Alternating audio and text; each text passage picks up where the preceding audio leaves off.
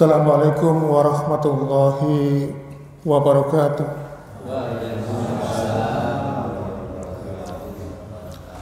Alhamdulillahilladzi hamdan katsiran thayyiban mubarakan fih kama yuhibbu rabbuna wa yardah.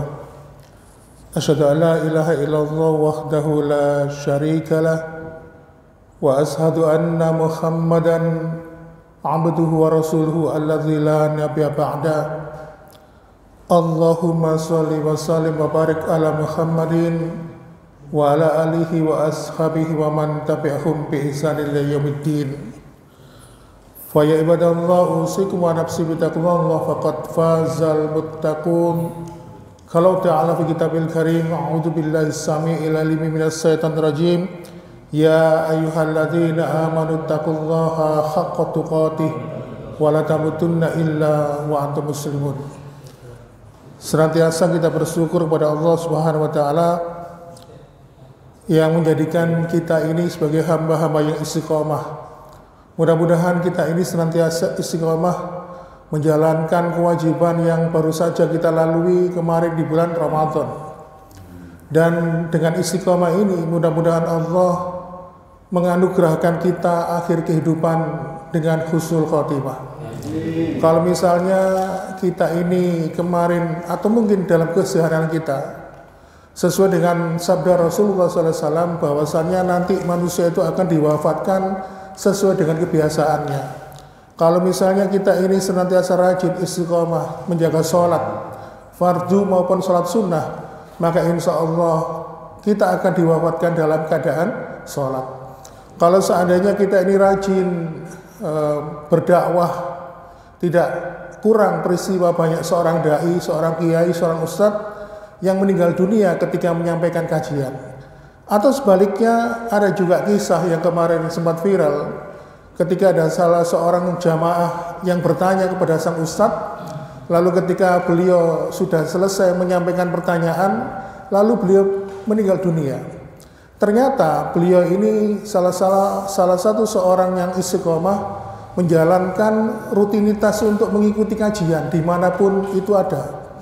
Makanya mungkin dengan istiqomah ini akhirnya Allah pun menganugerahkan akhir kehidupan yang baik, yaitu ketika dia dalam keadaan mengikuti kajian. Mudah-mudahan dengan istiqomah ini Allah pun memberikan keteguhan kepada kita, dan istiqomah ini pasti akan dicatat oleh Allah dan diakui sebagai hamba-hamba Allah yang mendapatkan rahmat dan hidayah dari Allah Subhanahu wa taala.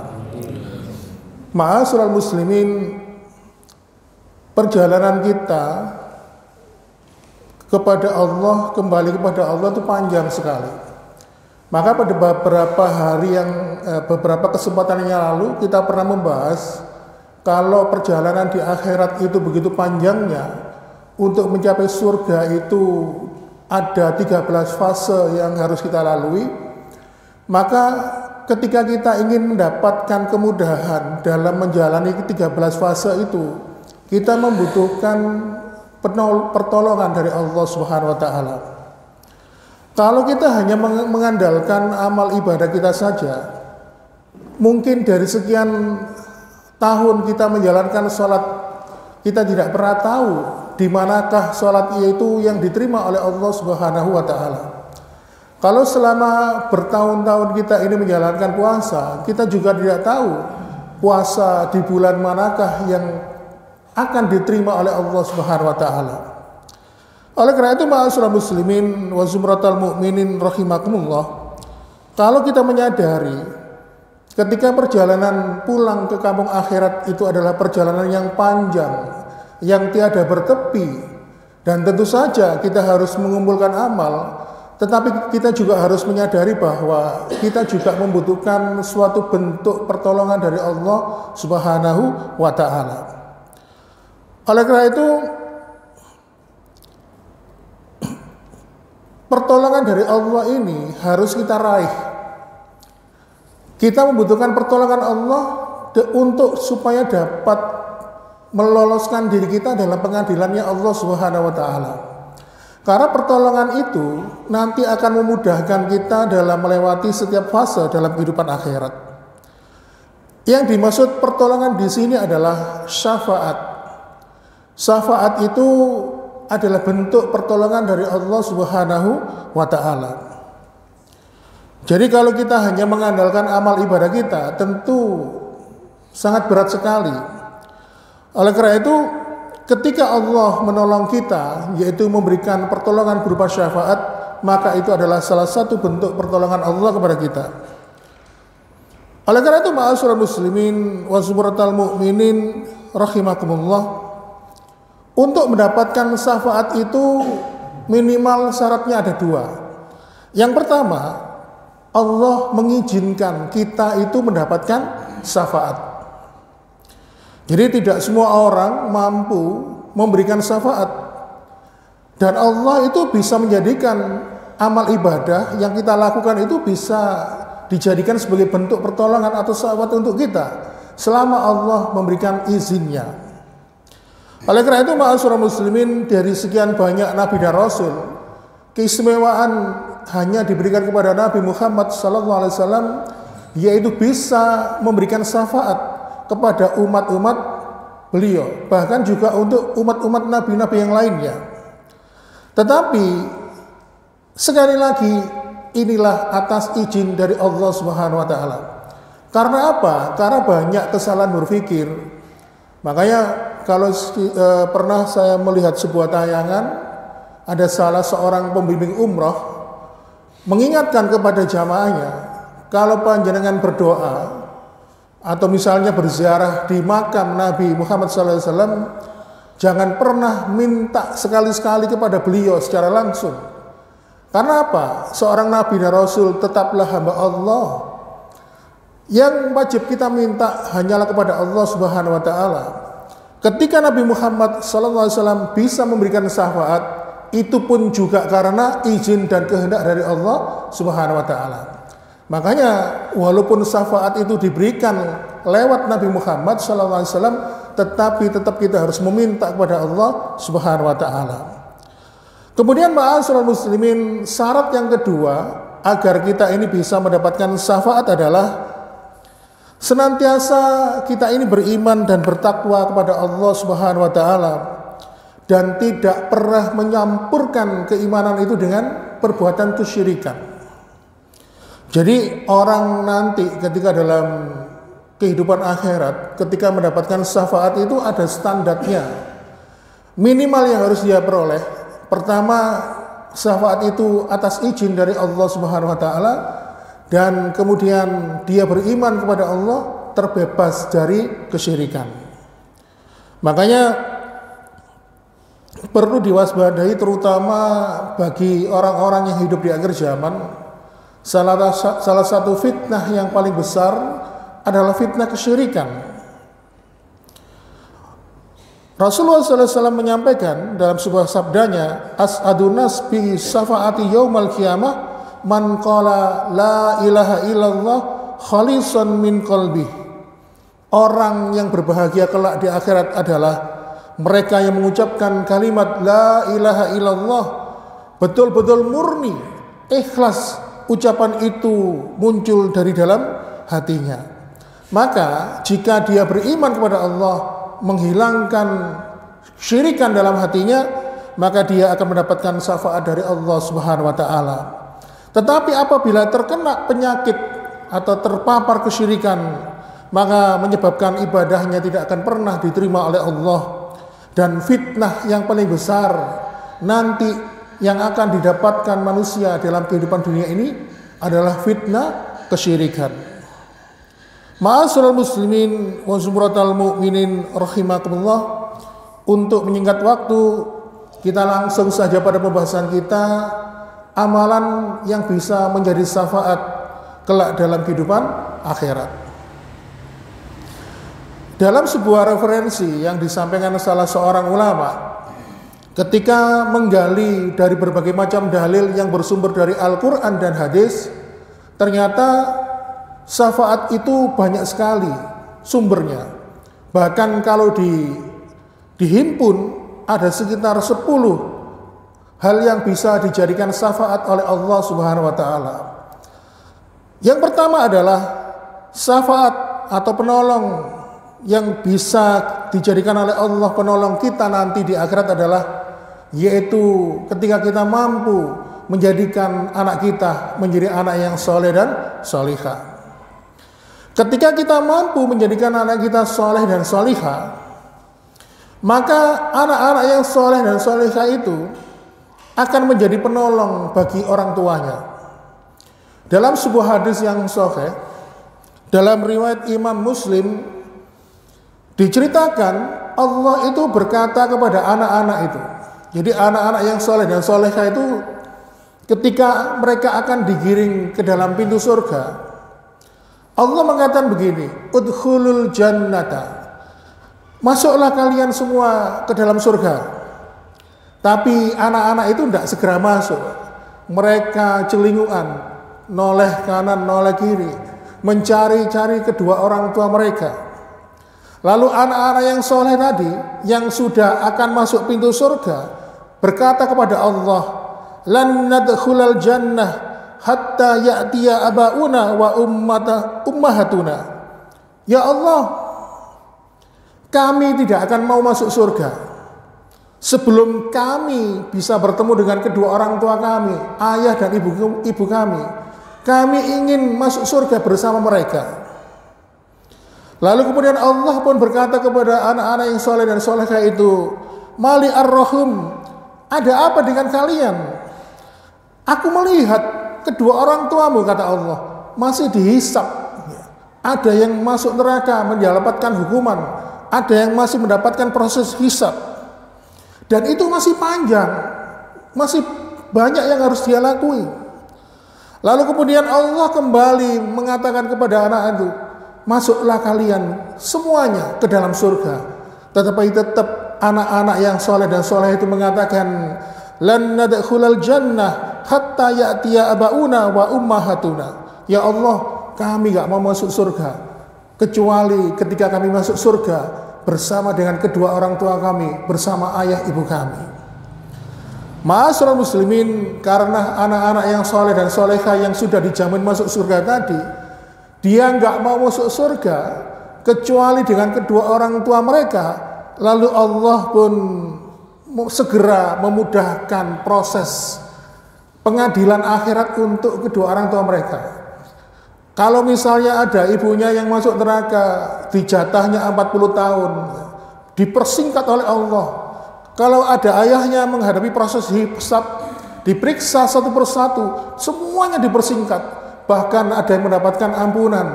Sehingga akhirnya apa? Dikumpulkanlah kedua orang tua, ayah dan ibunya, bersama anak-anak mereka yang soleh dan solehah di depan pintu surga. Lalu kemudian Allah mengatakan, udkhulul jannata antum wa abaukum. Sekarang kalian sudah ketemu, masuklah kalian ke dalam surga bersama kedua orang tua kalian. Makanya ma'asyiral muslimin, Rasulullah SAW bersabda, at-tadaruna manir rukub. Kalian ngerti apa enggak? Siapa orang yang mandul itu? Tanya Rasulullah SAW. Lalu salah satu sahabat itu menjawab, alladzina yuladillahu ya Rasulullah. Orang yang mandul itu ya Rasul, kata mereka, mereka yang tidak punya keturunan ya Rasulullah SAW. Lalu Nabi pun mengatakan, la, tidak, ar-rukub, sesungguhnya orang yang mandul itu, kata Rasulullah, walam yuqaddimun auladihi syai'an, yaitu ketika dia punya anak, tidak bisa menjadikan anaknya menjadi anak yang mampu menolong kedua orang tuanya kelak dalam kehidupan akhirat. Maka ketika kita ini mempunyai anak ya, yang sudah kita didik dengan baik, lalu kemudian anak itu menjadi anak yang soleh dan solehah, maka kita hanya mengharapkan doanya dalam kehidupan dunia. Kenapa? Karena doa seorang anak itu pasti akan diterima oleh Allah dan menjadikan orang tuanya kelak dalam kehidupan akhirat menjadi orang-orang yang soleh dan solehah, dan orang tuanya akan bisa masuk surga bersama anak-anaknya. Oleh karena itu, ma'asyiral muslimin, marilah kita doakan anak kita Mungkin dalam pandangan mata kita, mungkin anak kita ini nakal dan sebagainya, tapi sesungguhnya semua itu adalah bentuk ujian dari Allah Subhanahu wa taala. Maka bisa jadi suatu saat seperti yang pernah dikisahkan oleh Ustadz Saleh Drehem ya, dari Surabaya, menceritakan tentang anak yang mendapatkan hidayah oleh Allah Subhanahu wa taala, yang awalnya nakal sehingga akhirnya menjadi anak yang berbakti kepada kedua orang tuanya. Oleh karena itu, ma'asyiral muslimin, Rasulullah mengingatkan kepada kita, idza mata ibnu Adam in khata amalu ila min salasatin. Jika anak Adam itu mati, maka terputuslah semua amalnya kecuali 3. Dan di antara ketiga amalan itu yang bisa bermanfaat bagi mereka yang sudah meninggal adalah waladun salihun, yaitu anak yang soleh. Makanya salah seorang ulama besar yang bernama Imam Al-Qurtubi sampai berkata, ada perkara yang membuat seorang hamba itu menjadi bahagia kecuali ketika mendapati keturunannya taat kepada Allah Subhanahu wa ta'ala. Itu yang pertama. Syafaat yang pertama yaitu ketika menjadikan anak-anak yang soleh, sehingga anak yang soleh itu bisa menjadi penolong bagi kedua orang tuanya dalam kehidupan akhirat. Kemudian yang kedua, perkara atau syafaat yang bisa menjadikan syafaat atau penolong untuk kita dalam kehidupan akhirat nanti adalah ketika kita dalam kehidupan dunia ini berteman dengan orang-orang yang soleh. Jadi di dalam Masjid Al-Hidayah ini kita membentuk sebuah komunitas Jamaah Masjid Al-Hidayah. Komunitas inilah yang nanti kelak akan menjadi syafaat. Rasulullah SAW bersabda, apabila ada seorang mukmin ketika diri mereka itu selamat dalam surga, lalu mereka pun bertanya kepada Allah, mencari-cari temannya. Lalu mereka berkata, Rabbana ikhwanuna tanu yusalluna ma'ana wa yasumuna ma'ana wa ya'maluna ma'ana. Ya Allah, di manakah saudara-saudara kami ya Allah, yang dulu di Masjid Al-Hidayah itu senantiasa salat bersama saya, yang dulu di Masjid Al-Hidayah itu senantiasa buka bersama, berpuasa bersama saya, sampai buka bersama, sholat tarawih bersama. Manakah di antara mereka ya Allah teman-teman kami Jamaah Masjid Al-Hidayah Meri yang senantiasa melakukan amal kegiatan itikaf ya Allah. Lalu Allah pun mengatakan, fayaqulullah idhabu faman wajatum fi qalbi misqala dinarin min imanin fa akhrijuhu. Allah berkata, sesungguhnya teman kalian itu ada di neraka. Jadi teman kalian itu yang kalian cari-cari itu ada di neraka. Maka keluarkanlah mereka ke dalam neraka itu. Dan carilah di antara teman kalian itu yang masih ada tersisa iman di dalam hatinya walaupun sebesar biji sawi. Nah, jadi pertanyaannya, ada salah satu jamaah Masjid Al-Hidayah Meri masuk surga. Dicari temannya kok tidak ada. Tanya kepada Allah, kemana teman kami ya Allah, yang dulu sholat berjamaah bareng, yang dulu tarawih bareng, itikaf bareng, temanmu masih ada di neraka. Carilah, kata Allah. Yang jadi pertanyaan, kalau kita ini masuk ke dalam neraka, nyari ke dalam neraka itu apakah nggak kosong? Ya enggak. Ya seperti Nabi Ibrahim ketika dibakar, badannya tidak kosong. Lalu salah seorang penduduk surga itu datang mencari ke dalam neraka, dicari-cari ketemu temannya, akhirnya apa? Diangkatlah teman yang masuk neraka itu, lalu kemudian dimandikan di sebuah sungai yang awalnya gosong semuanya, kayak areng gitu, akhirnya dia kembali seperti sedia kala, seperti ketika dalam kehidupan dunia. Ma'asyiral muslimin, maka akhirnya teman yang soleh tadi mengeluarkan teman-temannya yang hidup dalam neraka. Dan akhirnya apa? Mereka semuanya dimasukkan bersama-sama ke dalam surga. Jadi hadis ini dalilnya adalah sahih, bahwasannya di antara syafaat atau yang bisa menjadi perkara yang bisa menolong kita dalam kehidupan akhirat nanti adalah berteman dengan orang-orang yang soleh. Makanya salah satu penyesalan si mayit adalah tidak menjadikan orang-orang soleh itu menjadikan dirinya sebagai teman. Bahkan kalau kita melihat kisah Ashabul Kahfi, anjing saja Pak diceritakan di situ, ya, karena dia ini selalu ngintil mengikuti pemuda-pemuda itu yang soleh, akhirnya anjing saja mendapatkan derajat yang mulia di sisi Allah Subhanahu wa taala. Oleh karena itu, ma'asyiral muslimin, Imam Ibnu Katsir dalam salah satu tafsirnya mengatakan barokahnya bersama orang soleh itu ya seperti anjing itu, di mana anjing itu hewan yang hina, tetapi dia mulia derajatnya di hadapan Allah karena dia senantiasa menyertai orang-orang soleh. Maka mendekatlah kepada orang soleh, di mana orang-orang soleh ini nanti kelak diharapkan mampu mengangkat derajat kita di hadapan Allah Subhanahu wa taala.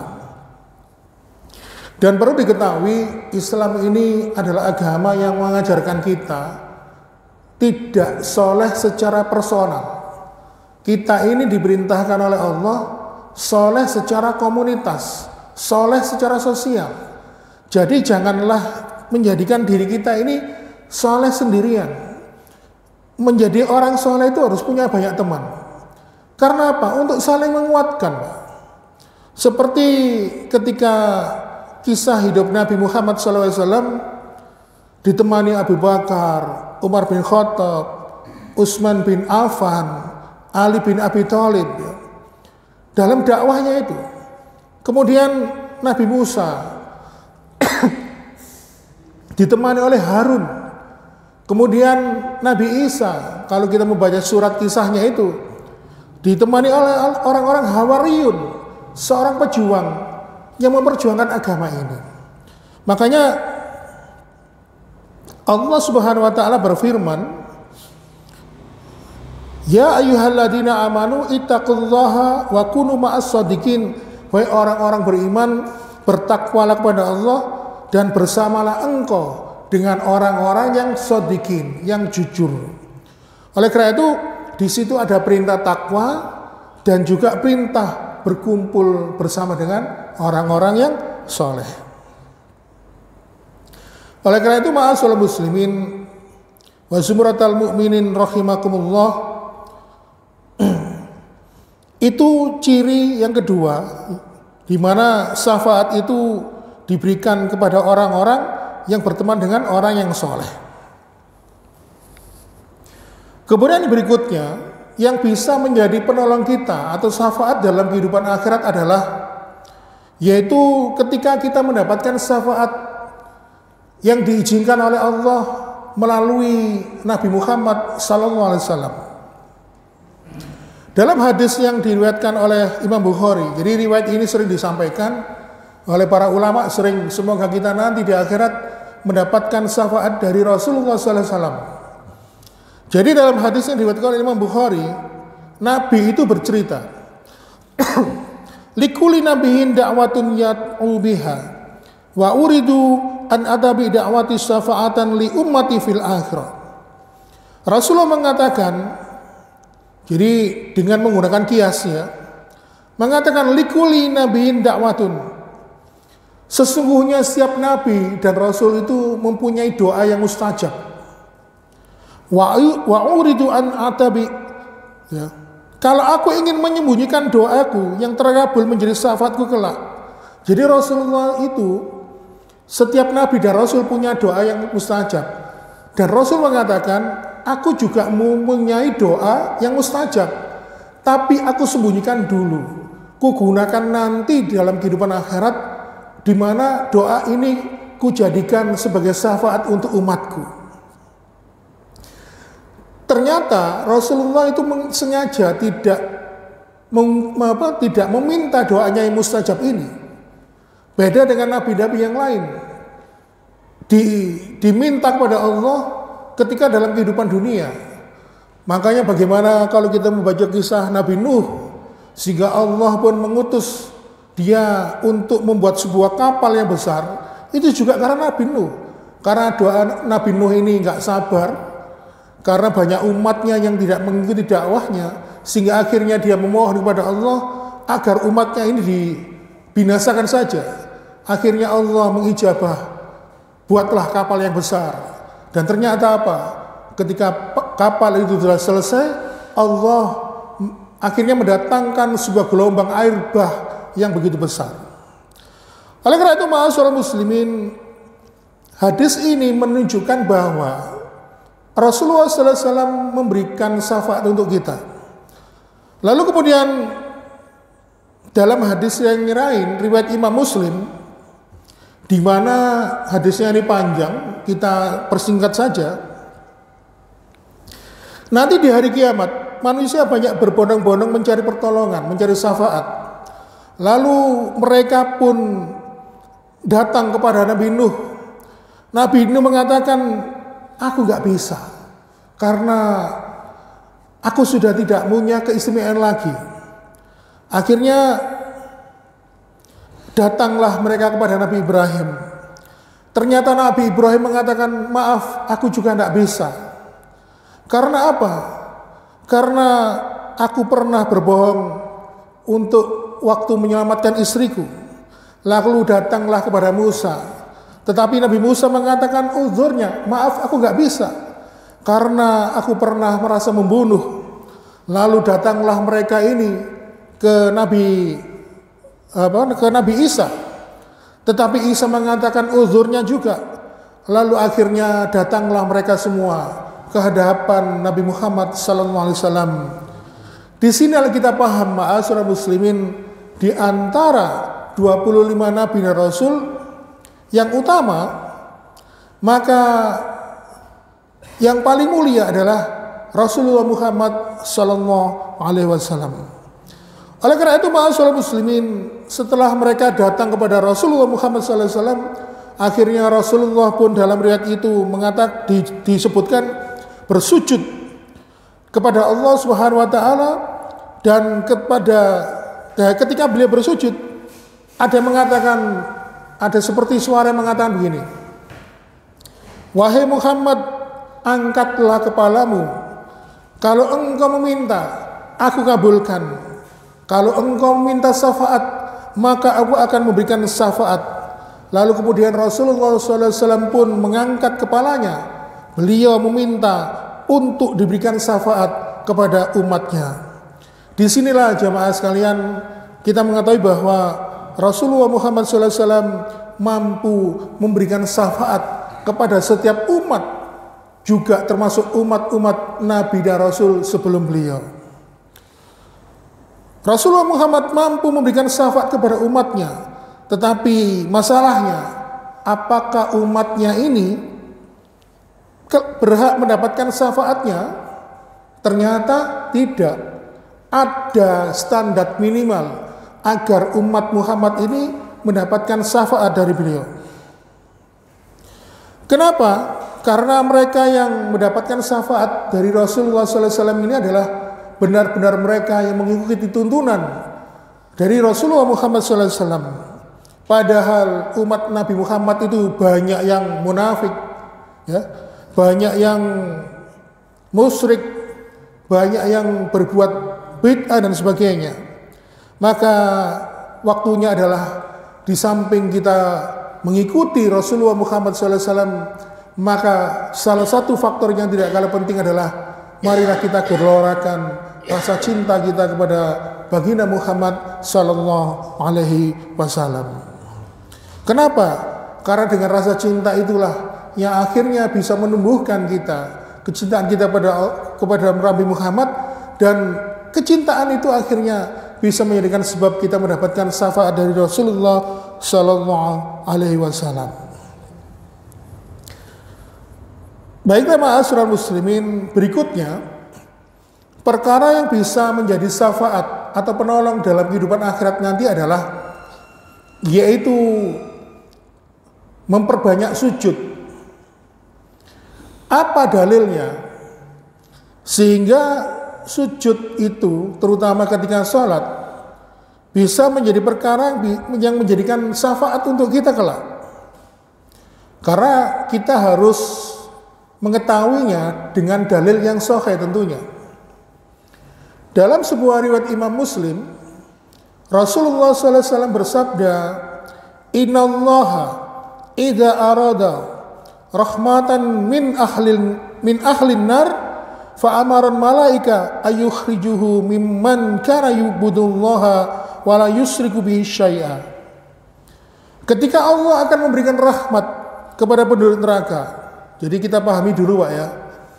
Jadi ketika Allah memberikan rahmat kepada penduduk neraka. Jadi walaupun mereka ini penduduk neraka, mereka juga mendapatkan rahmat dari Allah. Selama syaratnya, dulu dalam kehidupan dunia, mereka tidak berbuat dosa syirik, tidak kufur, tidak ada kemunafikan secara i'tiqad dalam keyakinannya. Jadi ketika mereka ini masuk neraka karena dosa-dosa kecil, itu masih bisa. Misalnya, kalau misalnya penduduk neraka ini perbuatan dosanya lebih besar dibanding amal ibadahnya, maka untuk membersihkan dosa-dosa mereka akan dicelupkan kepada sebuah sungai. Jadi di dalam neraka itu ada sebuah sungai yang berguna untuk membersihkan dosa dan kemaksiatan. Apakah bagi penduduk neraka kemungkinan bisa masuk surga? Ada. Yaitu tadi, dia bisa masuk surga selama dia tidak pernah berbuat dosa yang disebutkan tadi. Lalu ma'asyiral muslimin, lalu Allah memerintahkan kepada malaikat untuk mengeluarkan hamba yang beriman dari dalam neraka dan yang tidak pernah berbuat syirik. Lalu kemudian malaikat itu mencari-cari ke dalam neraka hamba-hamba yang sudah dipilih oleh Allah.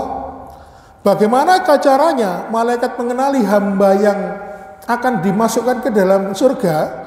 Yaitu wa ya'rifuna min athari sujud, yaitu dengan mengetahui bekas sujud mereka di dalam neraka tadi. Jadi sujud yang pernah kita lakukan ketika sholat dalam kehidupan dunia ini akan membekas dan wajah kita akan bercahaya.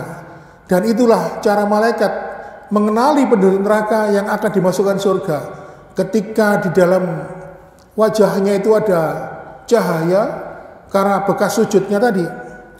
Dalam sebuah riwayat lain Allah pun berfirman, "Fa inna harama alaihi aramallahu 'alan nar an ta'kula min athari sujud." Karena sesungguhnya neraka diharamkan oleh Allah. Ketika Allah menciptakan neraka, lalu Allah pun berkata kepada neraka, "Aku haramkan dirimu untuk membaca wajah yang pernah dipakai untuk sujud." Jadi kalau nanti kita ini dimasukkan ke dalam neraka, tubuh kita ini gosong semua. Seluruh anggota tubuh kita gosong kecuali wajah yang dulu dipakai sujud. Maka jangan pernah memandang remeh sujud itu. Pertama, keutamaan sujud itu, pertama sujud itu bisa memberikan syafaat kelak dalam kehidupan akhirat. Yang kedua, kedudukan kita, kedudukan hamba yang paling dekat kepada Allah adalah ketika sujud dalam sholat. Sebagaimana ketika Rasulullah SAW menyampaikan, "Aqrabu ma yakunul abdu bi rabbih inda sujudi, fa'aksiru bihi du'a fa qaminun ayustajabalakum." Kedudukan yang paling dekat seorang hamba kepada Allah adalah ketika sujud, maka perbanyaklah doa, minta kepada Allah, karena doa yang dipanjatkan, doa yang diminta ketika sujud tidak akan pernah ditolak oleh Allah Subhanahu wa taala. Kemudian keutamaan sujud adalah sujud itu adalah simbol ketaatan. Di mana simbol ketaatan itu dengan menempatkan kepala yang mulia ini sejajar dengan kaki kita, sejajar dengan lutut kita, dengan tangan kita. Kadang-kadang manusia itu kan ingin mulia karena kepalanya, tetapi direndahkan kepada Allah Subhanahu wa taala. Kening kita tempelkan di tempat sujud, maka itu adalah simbol ketaatan kepada Allah Subhanahu wa taala. Kemudian sujud itu mendekatkan posisi kita kepada Nabi Muhammad SAW di surga nanti. Dalam sebuah kisah disebutkan bahwasannya ada seorang sahabat itu berkata kepada Rasulullah, yaitu Rabi'ah bin Ka'ab al-Aslami. Kemudian ketika dia menyiapkan air untuk wudunya Nabi, Rabi'ah bin Ka'ab al-Aslami ini mengatakan, boleh saya minta satu permintaan ya Rasulullah? Lalu kemudian, mintalah, kata Nabi. Aku minta, ya Rasulullah, aku minta supaya aku ini menjadi teman, menjadi pendampingmu kelak nanti di surga. Lalu Rasulullah mengatakan, cuman itu aja yang kamu minta? Jangan itu, kata Rasulullah. Lalu Rabi'ah bin Ka'ab mengatakan, tidak ya Rasulullah, aku hanya minta menjadi pendampingmu di surga. Lalu Rasulullah SAW pun menjawab, kalau begitu tolonglah dirimu dengan memperbanyak sujud. Sesungguhnya barang siapa yang memperbanyak sujud, kelak bisa menemani aku di surga. Dan keutamaan sujud yang keempat adalah sujud ini bisa mendatangkan dua keutamaan sekaligus, yaitu menambah derajat kita di hadapan Allah dan menghapuskan dosa. Didapatkan dari Sauban radhiyallahu an, ketika dia ditanya oleh Ma'dan bin Ali. Ma'dan bin Ali bertanya pada Sauban, apa amalan yang paling utama, yang paling disenangi Allah itu apa? Sauban sejenak terdiam sampai Ma'dan bin Ali itu bertanya sampai 3 kali. Lalu Sauban pun menjawab, sesungguhnya pertanyaanmu pernah aku tanyakan kepada Nabi. Nabi pun menjawab, alaika bi hasratis sujud, perbanyaklah sujud. Dengan memperbanyak sujud, niscaya itu menjadi amalan yang paling disenangi oleh Allah Subhanahu wa taala. Kemudian keutamaan sujud itu membuat setan dan iblis menjadi sedih. Kenapa? Karena ketika anak Adam itu sedang sujud, maka setan mengasingkan diri mereka. Kemudian setan itu pun berkata, fa ummi rabbi sujudi fajajada falahul jannah wa umirtu bisujudi fa assaitu falyan nar. Sesungguhnya anak Adam diperintahkan oleh Allah untuk bersujud, lalu mereka bersujud dan mendapatkan surga. Sedangkan kami dulu, kata iblis, Allah perintahkan kita untuk sujud dan kami pun menolak, dan saya mendapatkan kekal hidup dalam neraka selama-lamanya.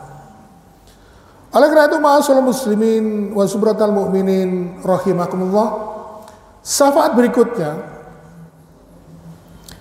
yang bisa menjadi amalan yang bisa menjadi syafaat atau penolong dalam kehidupan akhirat adalah, yaitu ketika ada salah satu keturunan kita yang meninggal dalam keadaan syahid jihad fisabilillah. Bila ada anak keturunan yang meninggal karena syahid jihad fisabilillah, dalam sebuah riwayat disebutkan, orang yang mati syahid itu nanti dalam kehidupan akhirat bisa memberikan syafaat untuk 70 orang anggota keluarganya. Makanya para sahabat zaman dulu itu kalau punya anak, anaknya disuruh jihad semua. Ya. Kenapa? Anak-anaknya yang mati dalam jihad fisabilillah disebutkan satu orang anak bisa memberikan syafaat untuk 70.000 orang keluarganya. Padahal meninggal dalam keadaan mati syahid itu dibebaskan dari urusan azab kubur, dihindarkan dari siksa kubur. Kemudian dihindarkan dari urusan yang ruwet jelimet di padang mahsyar. Dan orang yang mati syahid itu tidak merasakan sakitnya sakaratul maut. Dan menurut riwayat orang yang mati syahid itu kepengen dihidupkan lagi di dunia, kepengen mati syahid lagi.